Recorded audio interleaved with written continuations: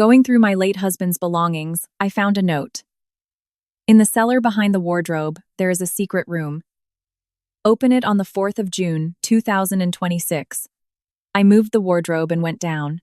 Inside stood a safe. When I opened it, I couldn't believe my eyes. Good day, dear listeners. It's Rowena again. I'm glad you're here with me. Please subscribe to my channel and like this video, and also let me know in the comments which city you're listening from. That way I can see how far my story has traveled. For 23 years I thought I knew my husband. That's the thing about long marriages. They calcify into certainty. You stop asking questions because you believe you already know all the answers. You know how he takes his coffee black, no sugar. You know the way he clears his throat before delivering bad news. You know the exact creak of the third stair when he comes home late. You think that kind of knowledge is the same as intimacy. I know now that it isn't. Garrick Thorne died on a Tuesday in March. A heart attack. The doctor said fast.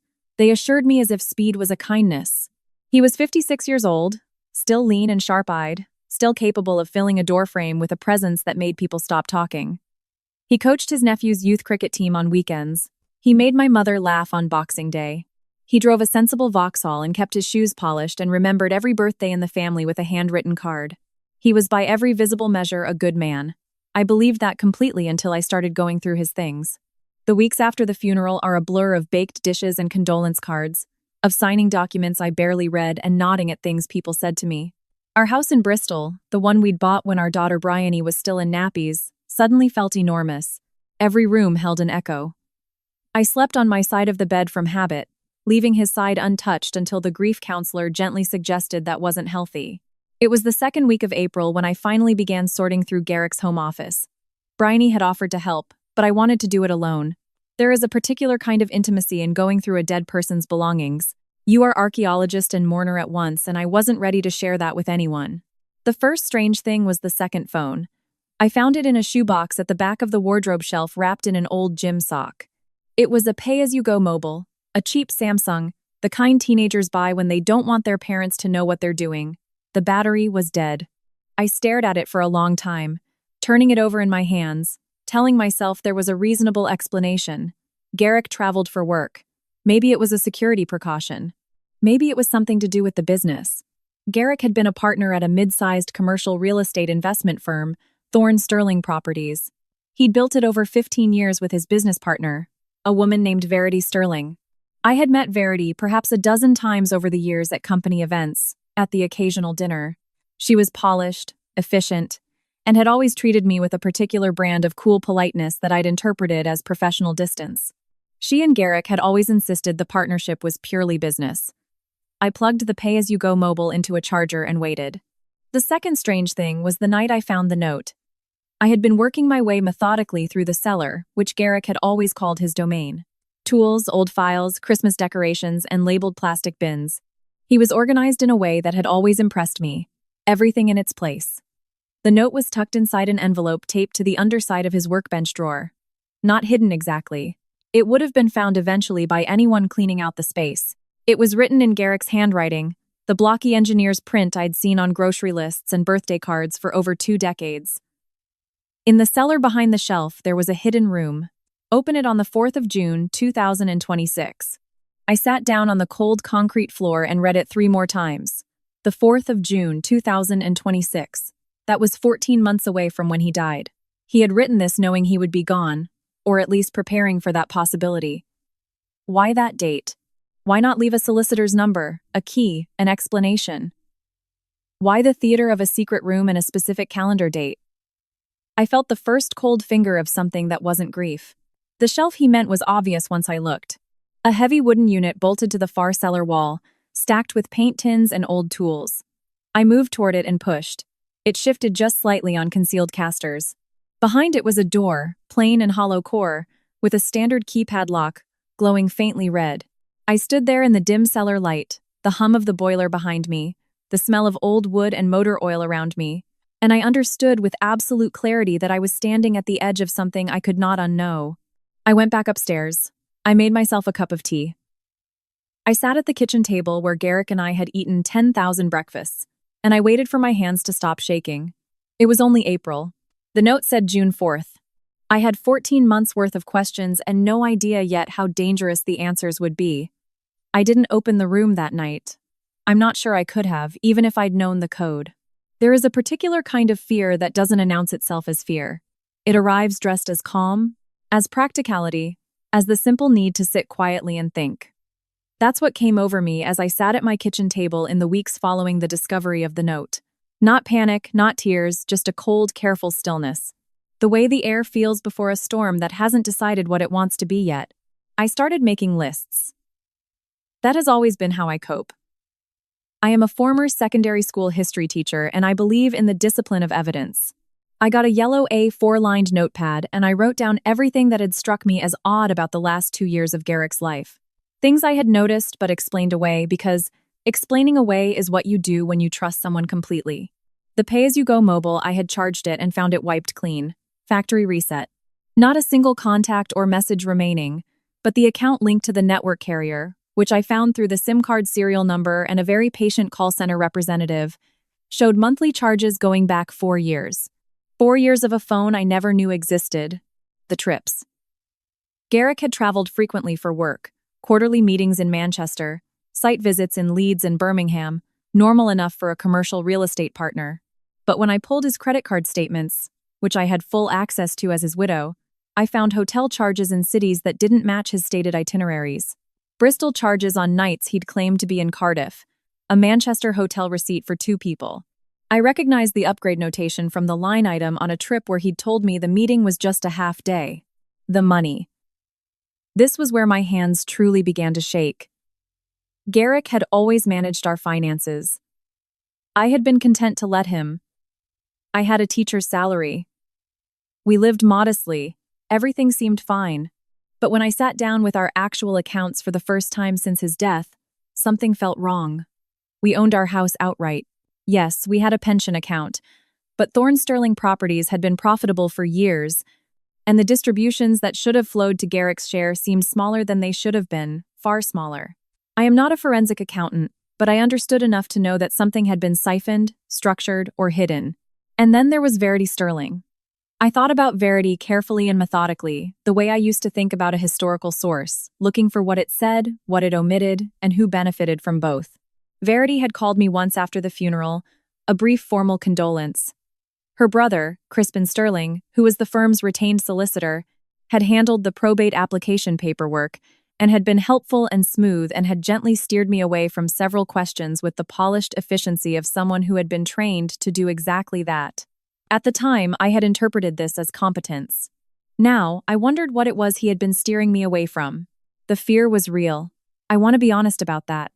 I was 51 years old, a retired school teacher, alone in a house in Bristol, England. I did not have a law degree. I did not have powerful friends. I did not have a clear picture of what I was dealing with. Only the growing certainty that the man I had mourned was not the man I had thought I was mourning, and that there were people, organized, resourced, legally represented people who had a strong interest in my staying confused and grief-stricken and out of the way. But I had been a history teacher, and history had taught me one thing above all others. The people who control the narrative control the outcome. I was not going to let Verity Sterling control my narrative. I made a decision on a Wednesday afternoon in late April, sitting at my kitchen table with my yellow A4 notepad and a cold cup of coffee. I was going to find out what was in that room. And before I opened it on the 4th of June, as the note instructed, I was going to know enough to understand what I was looking at when I found it. My first step was finding a solicitor who was not Crispin Sterling. I asked my friend Cressida, who had been through a difficult divorce 3 years earlier and had come out the other side with her dignity and half her pension intact, for a recommendation. She gave me a name, Gwendolyn Croft, a Bristol solicitor who specialized in estate disputes and financial fraud, not a household name, but Cressida said she was the kind of solicitor who made opposing firms nervous. I called Gwendolyn's office the next morning and made an appointment for the following week, telling the receptionist only that I had questions about my late husband's estate. I said nothing about a secret room or a hidden phone or Verity Sterling. Not yet. My second step was quieter and more personal. I drove to the library, not the one near our house where people knew me, but the branch on the east side. And I spent an afternoon learning everything publicly available about Thorne Sterling Properties: incorporation records, property filings, the firm's registered office, business licenses. Crispin Sterling's name was on nearly every document. I drove home through the early evening, the city settling into its after-work rhythms around me, and I thought about the keypad in the cellar glowing its faint red, counting down to June 4th. 14 months had become 11. Whatever Garrick had locked in that room, he had chosen that date deliberately. I needed to be ready. I was going to be ready. Gwendolyn Croft's office was on the 4th floor of a building in the city center that smelled like carpet cleaner and old paper. The kind of office that projects seriousness rather than prestige, which I immediately found reassuring. Gwendolyn herself was in her mid-50s, compact and direct, with a kind of face that didn't perform warmth, but didn't withhold it either. She listened without interrupting while I laid out everything I had. The note, the phone, the hotel receipts, the financial discrepancies, Verity Sterling, Crispin Sterling's convenient involvement in my probate paperwork. When I finished, she was quiet for a moment, looking at her notes. "You haven't told anyone else about the room?" she asked. "No one," I said. She nodded slowly. "Good. Keep it that way." She explained what she could and couldn't do. She could petition the probate court to compel a full accounting of Thorne Sterling's financials, citing the discrepancies I'd found. She could file a request to review all documents Crispin Sterling had prepared in his dual role as the firm's solicitor and as the person who'd processed my husband's estate, which was a potential conflict of interest, significant enough to get a judge's attention. She could not make anything happen quickly, but she could make things happen in ways that would be very difficult to undo. "The other side will know you've lawyered up within about 48 hours of me filing anything," she said. "Are you prepared for that?" I told her I was. She filed the initial application on a Thursday in early May. By Saturday morning, I had a voicemail from Crispin Sterling. His voice was measured, pleasant, the voice of a man who had practiced being non-threatening in situations that were in fact quite threatening.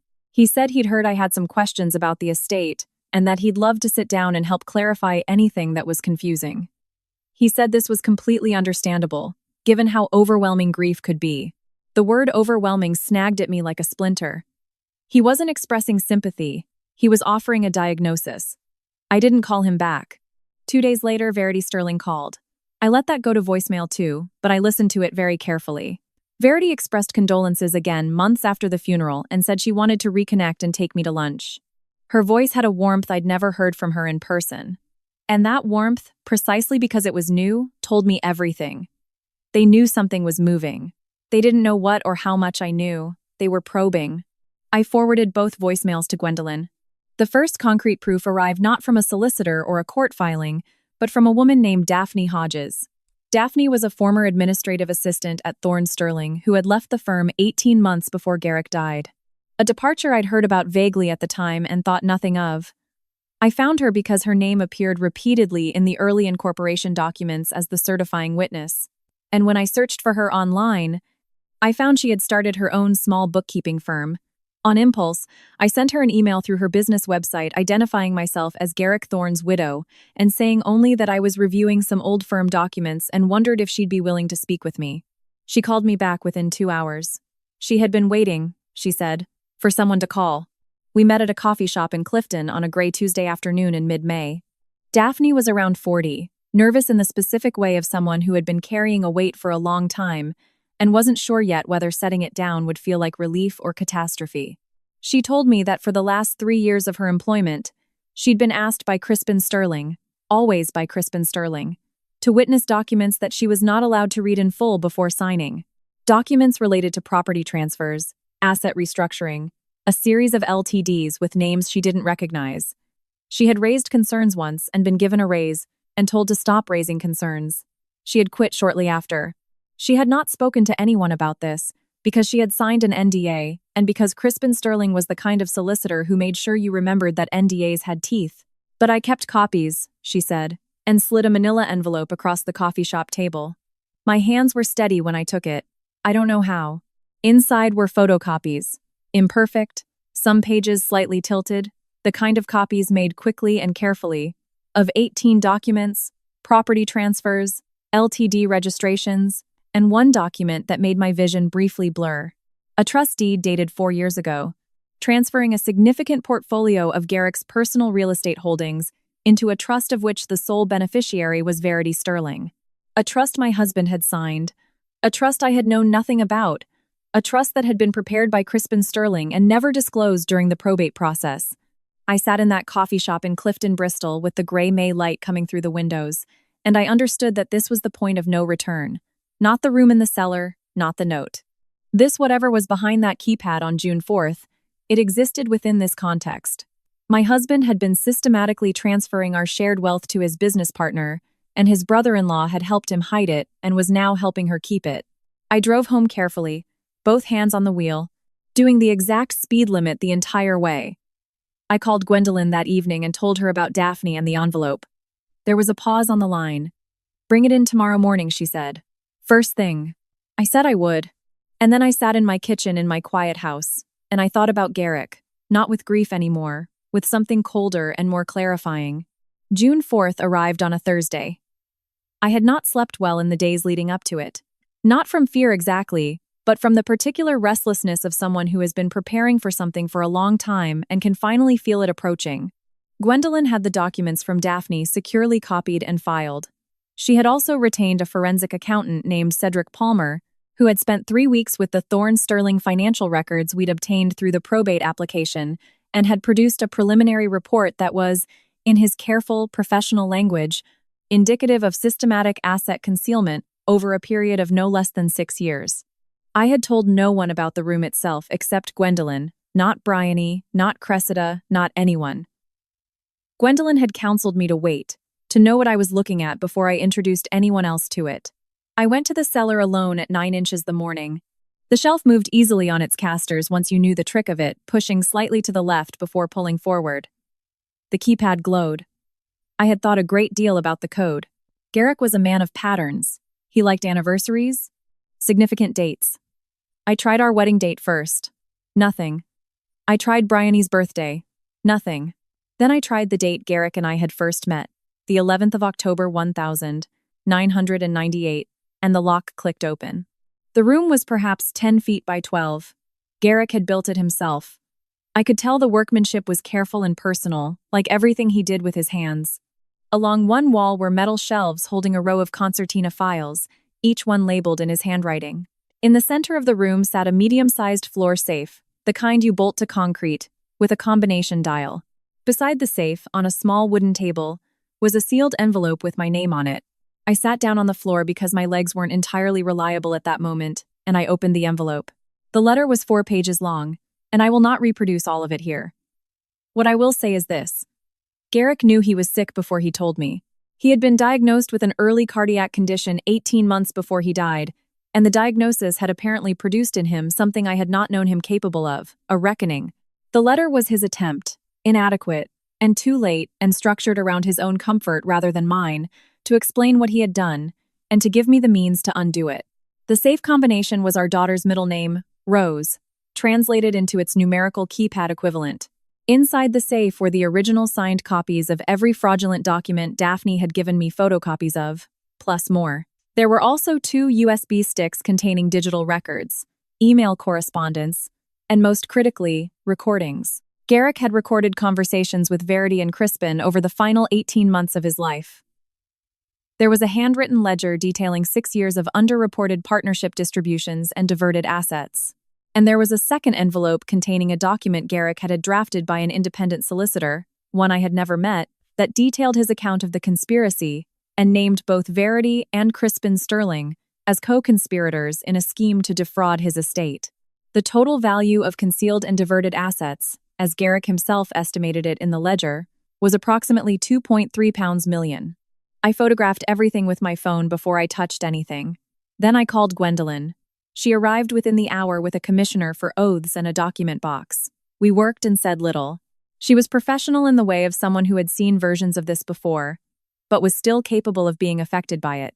At one point, she picked up the ledger, looked at a page, and set it down with a particular quietness that told me she was carefully managing her expression.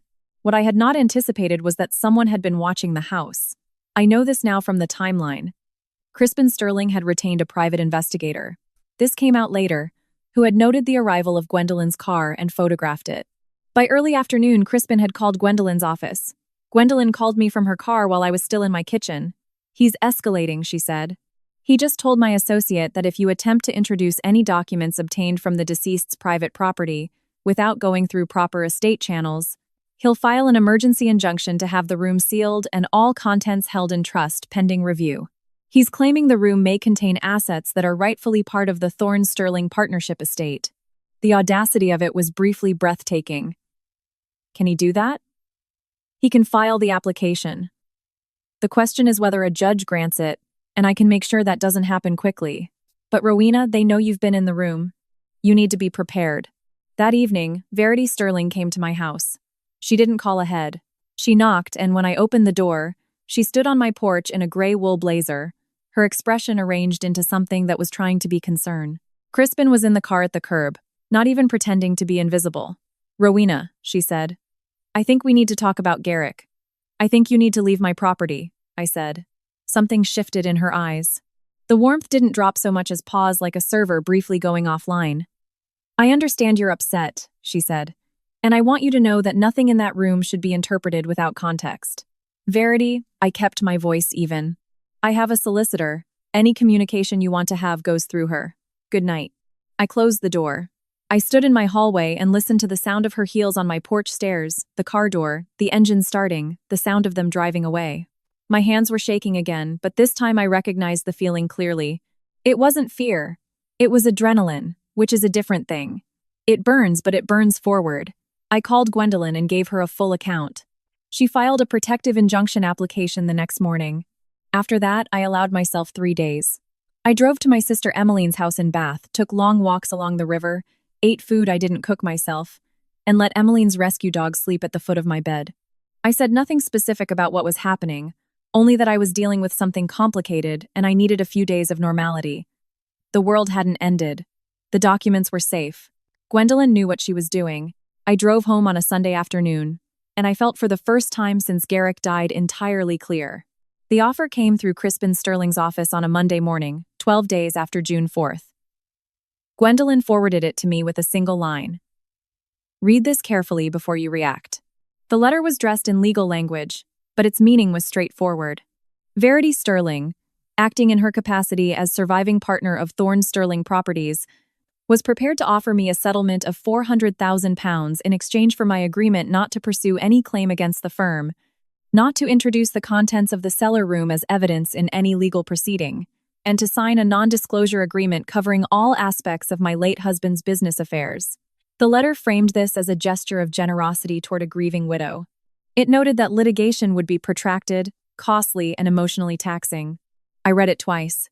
Then I set my phone face down on the kitchen table, poured myself a glass of water, and stood at my kitchen window, looking out at the back garden, at the garden Garrick had maintained for years. The raised beds he'd built from cedar planks, the bird bath he'd installed the summer Bryony was 12.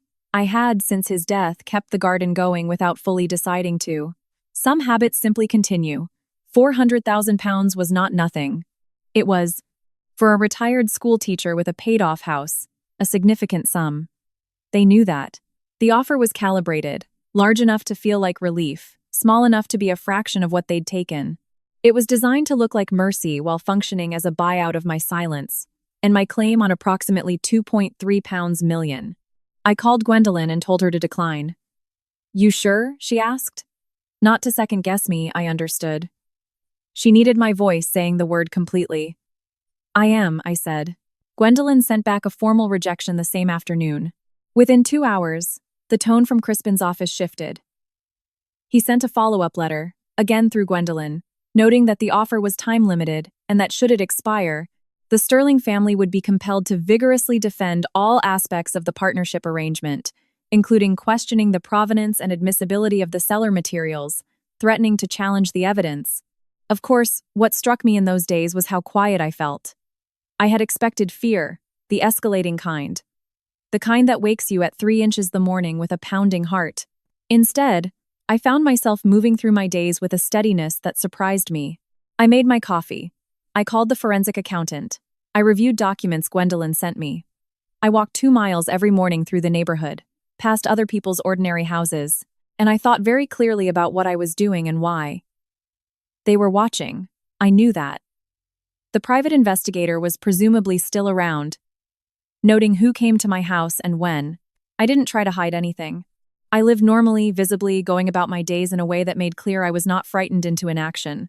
The social support I found was not dramatic or cinematic. It wasn't a group of powerful friends rallying around me. It was quieter and more sustaining than that. Cressida came over on a Wednesday evening and I told her carefully, without legal specifics, but honestly what I was dealing with, that I had discovered Garrick had hidden assets, that there were people trying to prevent me from recovering them, that I was fighting it.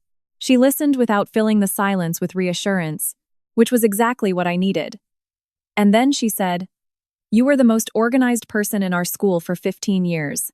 They picked the wrong woman to try to confuse." I laughed for the first time in weeks. Gwendolyn told me about a support network for surviving spouses who discovered financial fraud. Not a formal legal service, but a private online group carefully moderated where women in similar situations shared information and resources. I joined under a pseudonym. I read other women's stories for several evenings in Cornwall, in Yorkshire, in Kent. Women who had discovered hidden accounts, secret families, real estate schemes.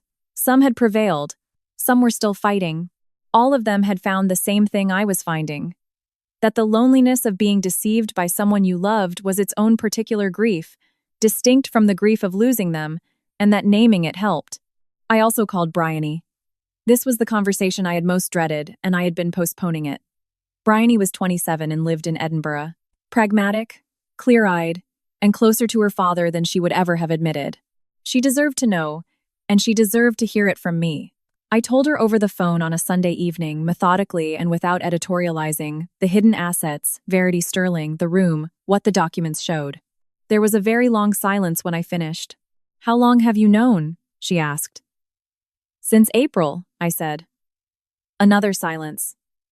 "Then why didn't you tell me sooner?" "Because I needed to know what I was dealing with before I brought you into it." I heard her exhale. "Okay," she said quietly. "What do you need from me?"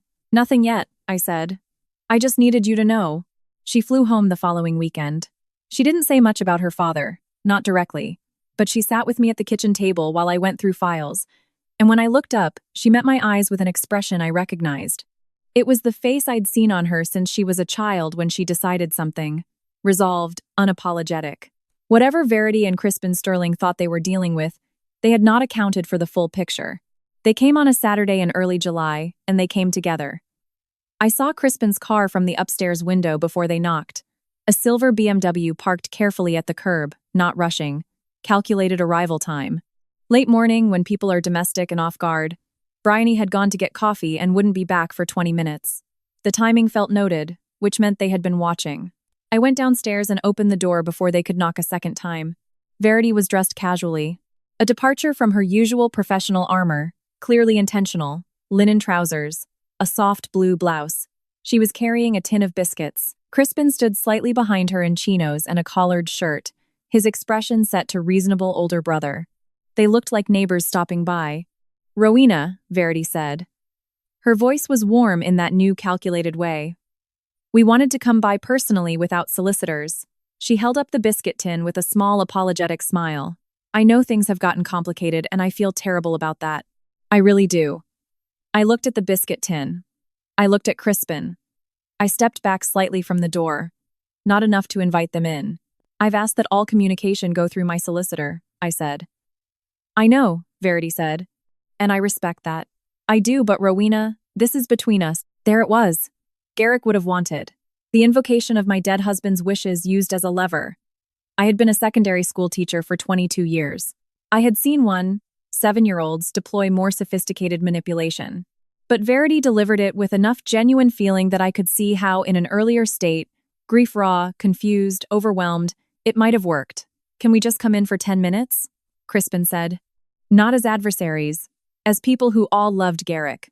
Loved Garrick. I let the phrase settle. "No," I said. Verity's expression shifted only slightly, but I was watching for it. The warmth dimmed 1 degree. "Rowena, I want you to think carefully about what you're doing. The documents in that room, Garrick prepared them during a period when he was very ill, very frightened. He wasn't thinking clearly what he wrote about me, about Crispin. It's not the full picture. Then you'll have an opportunity to present the full picture to the court," I said. Crispin spoke then, and the pleasantness in his voice thinned. "If this goes to litigation, Rowena, it will be very public. Garrick's reputation, everything he built, becomes fair game.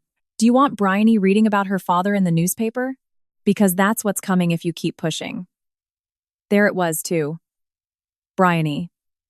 The threat dressed as concern. I felt something move through my chest. Not quite fear, but adjacent to it. They were right that it would be public. They were right that it would be painful. They were counting on that pain to make me hesitate.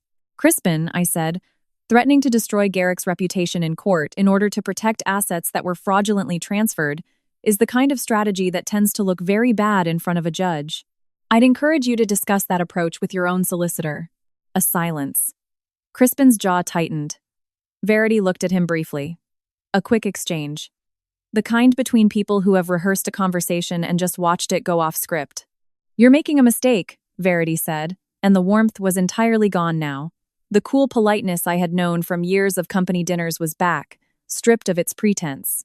"We're trying to offer you a way through this that doesn't destroy everything. Everything that was hidden from me," I said. "Goodbye, Verity."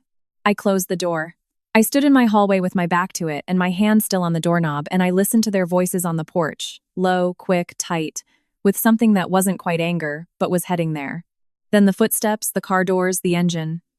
The fear arrived then properly in the quiet after they drove away.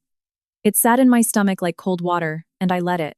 Crispin's threat about Bryony, about public exposure, about Garrick's reputation, those weren't empty. He was a solicitor. He knew how to make things ugly and protracted and costly in ways that had nothing to do with winning. But then the fear did something I hadn't expected. It clarified because beneath the fear was something more solid. The image of a tin of biscuits held out like a peace offering while delivering a threat. The careful, casual clothes. The Garrick would have wanted wielded like a crowbar. They were scared. People who held all the cards didn't come to your door on a Saturday morning with biscuits. They were scared, and I was the reason. I went upstairs, sat at my desk, and wrote a detailed email to Gwendolyn documenting the visit. What was said, the exact words, the timeline. I sent it with a timestamp of 11:43 inches the morning. Then I picked up my phone and called Bryony to tell her she should know what had just happened. She arrived back from the coffee shop 12 minutes later with 2 cups, set one in front of me, and said without preamble, "What did they say about me?" I told her. She was quiet for a moment. Then, "Cowards," she said with a precision that reminded me fiercely of myself at her age. I drank my coffee outside. My garden sat in the summer light, orderly and alive and mine. I had planted the lavender along the far bed 2 years ago, and it was only now beginning to establish itself properly. Some things took time. I was not going to stop. The hearing was scheduled for a Thursday in September, 10 weeks after Verity and Crispin had stood on my porch. Gwendolyn had requested, and the court had granted an emergency evidentiary hearing on the fraudulent transfer claims, a proceeding that would determine whether the trust deed transferring £2.3 million of Garrick's assets to Verity Sterling was enforceable or voidable under English law. It was not the final trial, but it was the moment where evidence would be formally presented and both sides examined under oath. Gwendolyn called it the pivot point. She had been working toward it with the quiet intensity of someone who had been waiting a long time for exactly this kind of case. I drove to the courthouse in Bristol on a gray September morning with Bryony beside me. I wore a dark blazer and flat shoes and carried a folder I didn't need but wanted in my hands. I felt, going through the security scanner, an extraordinary stillness. The hearing room was smaller than I'd imagined from television, a standard wood-paneled courtroom, fluorescent lit with the muffled quality of a place designed to contain things. Crispin and Verity arrived with 2 additional barristers from Crispin's firm, a display of force that Gwendolyn had anticipated and said would likely impress no one. Verity was back in her professional armor, tailored charcoal suit, hair controlled, but I noticed watching her take her seat that she was holding her pen very tightly. Gwendolyn presented our case with an efficiency that I had come to recognize as her highest register of confidence. No theatrics, no building tension for its own sake, just the orderly introduction of facts that accumulated into something irrefutable. The Daphne Hodges documents, Cedric Palmer's forensic accounting report, which concluded that Garrick's partnership distributions had been artificially suppressed since 2018, resulting in approximately £1.1 million in underpayments to his estate. The audio recordings from Garrick's cellar, which Gwendolyn had authenticated by a digital forensics expert before the hearing, in which Garrick and Verity discussed the trust arrangement in terms that made clear Rowena's ignorance of it was not an oversight, but a deliberate condition of the plan. The recordings were the thing. Gwendolyn played two of them through the courtroom's audio system. Not long, perhaps 4 minutes total, and in the silence that followed, I watched Verity Sterling. She'd gone very still, the kind of stillness that isn't calm. Crispin wrote something on a legal pad and passed it to her. She didn't look at it. Then it was Crispin's turn. He challenged the admissibility of the recordings first, arguing they'd been obtained through a violation of privacy, a motion the judge had already reviewed and denied, citing Garrick's documented intent in the letter found with the recordings. He challenged the forensic accounting methodology. He challenged Daphne Hodges' credibility, noting her NDA. The judge, a woman in her 60s with the expression of someone who had heard every variety of human dishonesty and was not interested in hearing a new one, asked Crispin directly why the trust deed had not been disclosed during the probate process. Crispin had an answer. It was a technical answer carefully constructed involving the classification of the trust as a pre-death inter vivos transfer rather than a testamentary bequest, and therefore outside the scope of standard probate disclosure. So, your position, the judge said, is that your client lawfully received £2.3 million in assets from the deceased without the knowledge of his spouse, and that you, as the estate's retained solicitor, had no obligation to disclose this to the surviving widow during probate. In the technical legal sense, Your Honor, I understand what you're saying. In the technical legal sense, Mr. Sterling, I'm asking whether you believe it. A silence. And in that silence, that 5-second gap between the judge's question and Crispin's answer, Verity Sterling turned and looked at him. It was the first time I had seen something crack in her composure. Not anger, something more like fear, the real kind, the kind that doesn't have a strategy ready. Crispin began his answer, and it came out slightly wrong. Too many qualifications, a sentence that started in one direction and corrected into another. The judge's expression didn't change, but she made a note. They called Verity to the stand. Gwendolyn questioned her with the kind of precision that didn't allow time for comfortable improvisation. The recordings were played again. Gwendolyn asked Verity to explain in her own words what she had meant when she told Garrick in the recorded conversation. Rowena doesn't need to know the structure. She just needs to know she's taken care of. Verity said the comment had been taken out of context. Gwendolyn asked what the context was. Verity said it referred to Garrick's estate planning for Rowena's future financial security. Gwendolyn pointed out that the trust in question named Verity Sterling, not Rowena Thorne, as the sole beneficiary. There was a pause. Verity began to explain that there had been subsequent arrangements, planning that was ongoing, and Gwendolyn quietly introduced an exhibit showing that no such subsequent arrangements had ever been filed, drawn up, or legally documented in any form. Crispin objected. The judge noted the objection and overruled it. I sat at the claimant's table and I watched Verity Sterling on the witness stand look for a version of events that still worked and come up empty. It was not a satisfying thing to watch, exactly. It was more like watching a piece of architecture you had once admired reveal the flawed engineering at its core. Something that looked solid, finally showing you what it was made of. I thought of the note in the workbench drawer. Open it on the 4th of June 2026. Garrick had known he was leaving me a loaded weapon. He had been too much of a coward to detonate it himself, to confess while he was alive, to look me in the face and say, I betrayed you, and here is the evidence. He had handed me the gun from the grave and left me to do the hard part. That was a wound I hadn't finished with yet. But this courtroom, this morning, this moment, was not about Garrick. This was about what was mine. When the hearing concluded, the judge announced she would issue a written judgment within 30 days, but indicated she was prepared to find substantial grounds for voiding the trust deed on fraud grounds. She asked both parties to be available for a follow-up conference in October. In the hallway afterward, Gwendolyn allowed herself a small, precise smile. That went well, she said. Yes, I said. Bryony took my hand briefly and didn't say anything. She didn't need to. The judge's written judgment arrived on a Wednesday in late October, 31 days after the hearing. Gwendolyn called me 20 minutes after it hit her inbox. I was in my kitchen. That table had become my command center throughout all of this. I had a cup of coffee that had gone cold in front of me, and I was looking at nothing in particular. She voided the trust, Gwendolyn said. Entirely. I set down the coffee cup. The court found the trust deed was executed under circumstances constituting constructive fraud against a marital interest under English law, Gwendolyn continued. The transfer is void. The assets revert to Garrick's estate, effectively to you as the primary heir and the probate concealment, I said. The court has referred Crispin Sterling's conduct to the Solicitors Regulation Authority for a disciplinary investigation, citing a probable violation of his duties as a state solicitor. We're also filing the civil fraud claims separately against both Verity and Crispin individually, which will proceed on its own schedule. £2.3 million in assets returning to the estate. A solicitor facing professional discipline. A civil fraud claim built on recordings Garrick himself had made.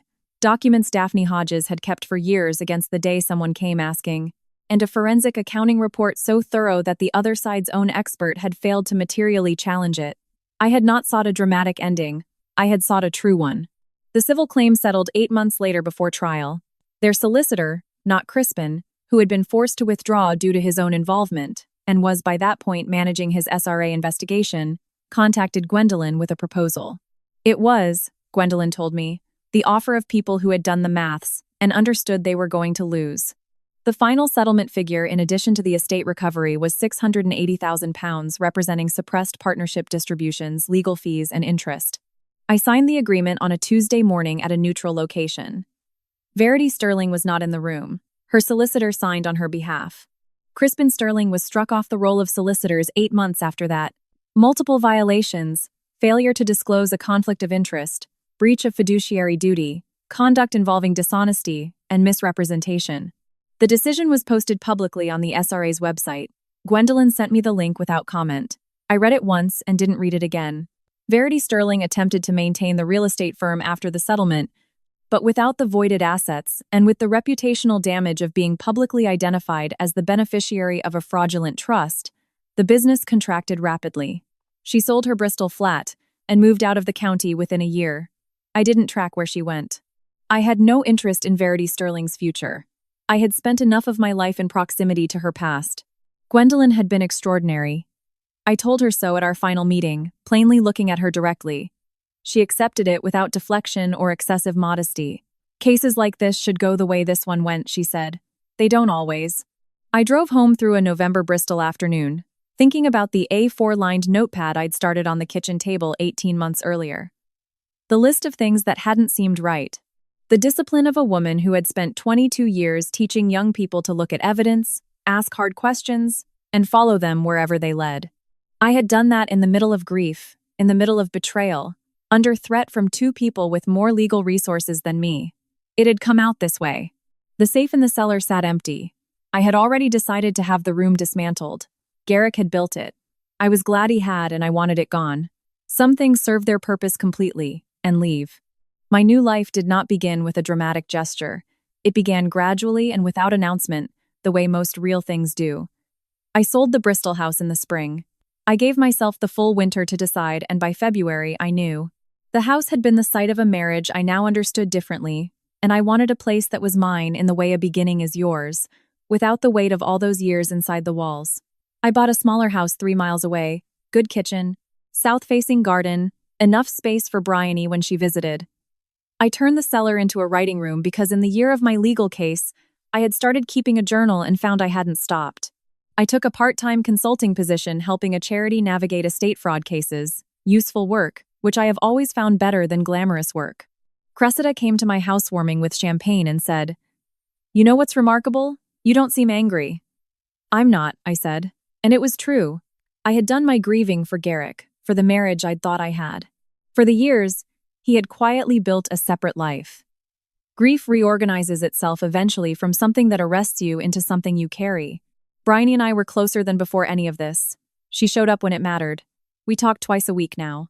In the spring, I began to date again carefully with the weariness of someone who had learned that character and presentation are not the same thing. A man named Julian who taught architecture and was transparent about his life in the small ways Garrick had not been. I am not in a hurry. I am not afraid. Verity Sterling relocated to Glasgow, where a smaller real estate venture failed within 2 years. Depleted capital, damaged reputation, no institutional partners willing to take the risk. Crispin's striking off ended his professional life entirely. Public record of his conduct toward a grieving widow left his reputation beyond recovery. Neither of them remained in Bristol. I do not think about them often.